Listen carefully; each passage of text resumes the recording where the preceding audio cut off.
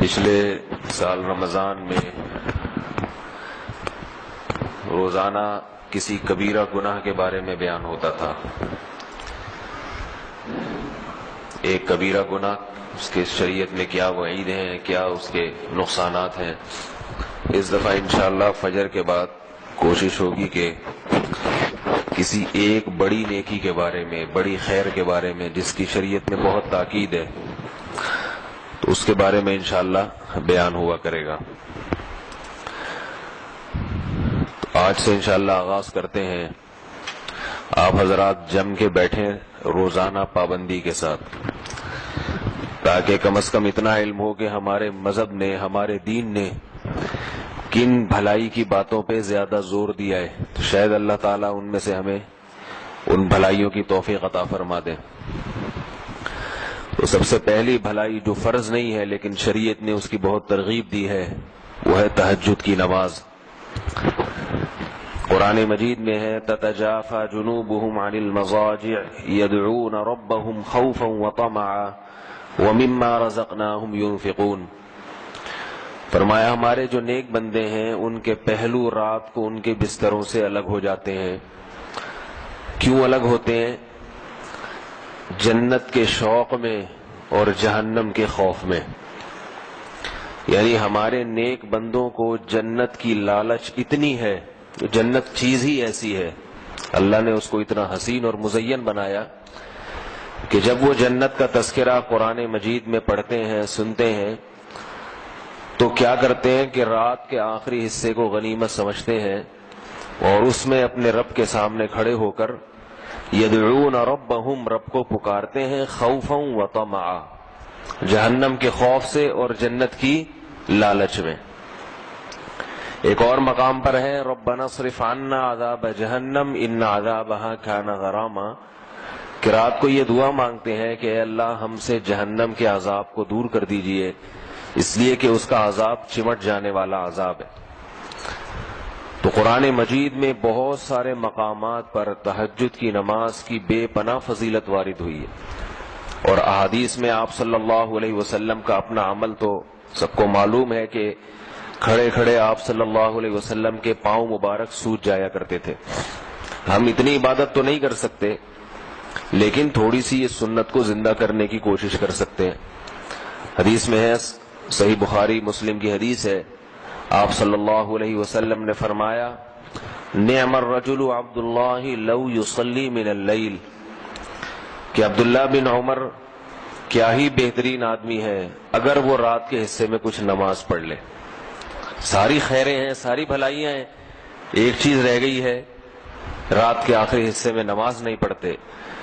تو عبداللہ بن عمر کے بیٹے حضرت سالم فرماتے ہیں کہ یہ سننے کے بعد میرے والد نے، عبداللہ بن عمر نے، کبھی تہجد میں ناغا نہیں کیا، اور بہت تھوڑا سوتے تھے، ہمیشہ پابندی سے رات کو تہجد پڑھتے تھے. ایک اور حدیث میں آتا ہے کہ آپ صلی اللہ علیہ وسلم نے ارشاد فرمایا افضل الصیام بعد رمضان شہر اللہ المحرم وافضل الصلاة بعد الفریضۃ صلاۃ اللیل، کہ سب سے بہترین مہینہ روزے کے لیے رمضان کے بعد محرم ہے، اور سب سے بہترین نماز فرض نماز کے بعد رات کی نماز ہے، فرض کے بعد سب سے افضل ترین نماز. ایک اور حدیث میں ہے رسول اللہ صلی اللہ علیہ وسلم نے فرمایا کہ حدیث کا مفہوم ہے کہ سب سے بہترین شخص اور سب سے بہترین گھرانہ وہ شخص ہے جو رات کے آخری حصے میں اٹھے اور اپنی بیوی کو بھی اٹھائے، بیوی نہ اٹھے تو اس کے پانی کے چھینٹے مارے. اور فرمایا وہ عورت بھی سب سے بہترین کہ جو رات کے آخری حصے میں نماز کے لیے اٹھے اور اپنے شوہر کو بھی جگائے، نہ جاگے تو اس کے پانی کے چھینٹے مارے تاکہ اس کی آنکھ کھل جائے. تو آپ صلی اللہ علیہ وسلم نے اہل خانہ کو بھی ترغیب دی ہے کہ میاں بیوی ایک دوسرے کو بھی اٹھائیں، لیکن یہ جب ہی ہے جب شوہر اپنے مزاج کا ہو عورت کے، یا بیوی شوہر کے مزاج، ورنہ آپ نے چھینٹے مارے، اس نے اٹھا کے مگا دے مارا آپ کے منہ پہ، بیلن اٹھا کے سر پھوٹ گیا، تو ایسی صورت میں اوائڈ کرنا چاہیے، وہ خود ہی پڑھ لیں، اس میں انشاءاللہ ثواب مل جائے گا. تو یہ بہت بڑی فضیلت ہے.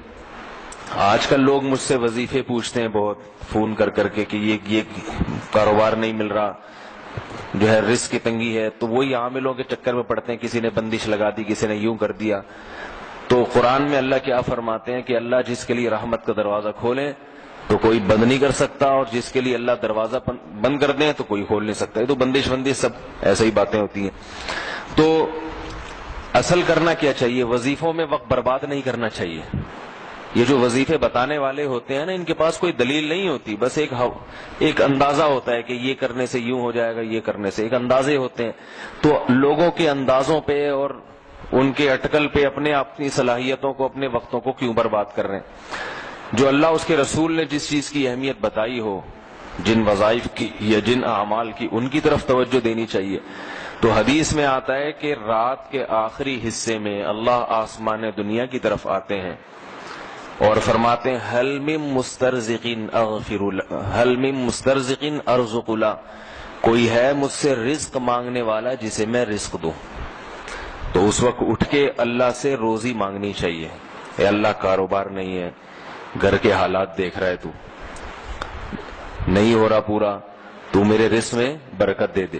تو بجائے ادھر ادھر اتنی دفعہ یہ پڑھو، اتنی دفعہ یہ پڑھو، جس کی کوئی دلیل نہیں ہے.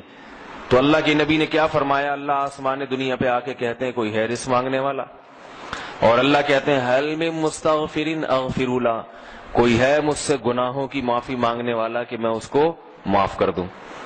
تو آخری حصے میں اللہ تعالیٰ خود مطالبہ کر رہے ہیں کہ کوئی ہے بھائی اٹھے مانگے میں دوں گا. تو ہم پڑے ہوئے سب سو رہے ہوتے ہیں اس میں. تو یہ بہت بڑی نیکی ہے، یہ بہت بڑی سنت ہے رات کے آخری حصے میں نماز پڑھنا. صحابہ تو بہت لمبی لمبی پڑھا کرتے تھے، تو اتنی ہم نہیں کر سکتے تو تھوڑا سا کر لیں. علماء نے لکھا ہے کم سے کم 2 رکعتیں یہ تہجد کی ہیں، کم سے کم. زیادہ سے زیادہ 8 بھی ہو سکتی ہیں، عام معمول آپ صلی اللہ علیہ وسلم کا، اور اس سے بھی زیادہ ہو سکتی ہیں. لیکن وہ نہیں ہو سکتا تو 2 رکعتیں پڑھ لے انسان. اور حدیث میں آتا ہے کہ آپ صلی اللہ علیہ وسلم سے کبھی رات کی نماز رہ گئی تو پھر آپ دن میں پڑھ لیا کرتے تھے. تو یہ قضا تو نہیں ہوتی، نفل نمازوں کی قضا نہیں، صرف ایک معمول کا پابند رہے انسان. اس لیے آپ نے ترغیب دی ہے، رات کو رہ گئے تو دن میں آپ صلی اللہ علیہ وسلم نے 12 رکعتیں پڑھی ہیں تو دن میں پڑھ لے انسان. اور اگر رات کے آخری حصے میں اٹھنا بہت مشکل ہے یا ناممکن ہے تو آخری درجہ یہ ہے کہ عشاء کی نماز کے بعد وتر سے پہلے 2 نفل پڑھ لے انسان، بلکہ اس سے بھی پہلے یہ کہ سونے سے پہلے پڑھ لے. اور اس سے بھی اگر اتنی بھی نہیں ہوتی کہ بھائی نہیں سونے سے پہلے پڑھی تو میری تو نیند ہی اڑ جائے گی یا سستی ہوتی ہے، تو آخری درجہ کیا ہے؟ وتر سے پہلے 2 نفل پڑھ لے، اس نیت سے کہ تھوڑا سا یعنی تہجد کی نیت سے پڑھ لے تاکہ وہ ثواب پورا نہ بھی ملے تو کچھ انگلی کٹا کے ہی شہیدوں میں انسان نام لکھوا لے نا. یہ جو ہے کہا جاتا ہے نا انگلی کٹا کے شہیدوں میں نام، تو یہ اسی لیے ہے کہ بہت سے لوگ انگلی ہی کٹاتے ہیں اور وہ کچھ قربانی میں ان کا نام آ جاتا ہے. تو پورا کام نہیں ہو سکتا، تھوڑا سا کر لے. رات کا وقت بھی ہے اور عشاء کی نماز بھی ہو چکی ہے تو 2 رکعت اس نیت سے پڑھ لے. تو اصل تو وہی ہے کہ رات کے آخری حصے میں پڑھے. اللہ تعالی ہم سب کو اس پر عمل کی توفیق عطا فرمائے. سبحانک اللہم و بحمدک، الحمدللہ.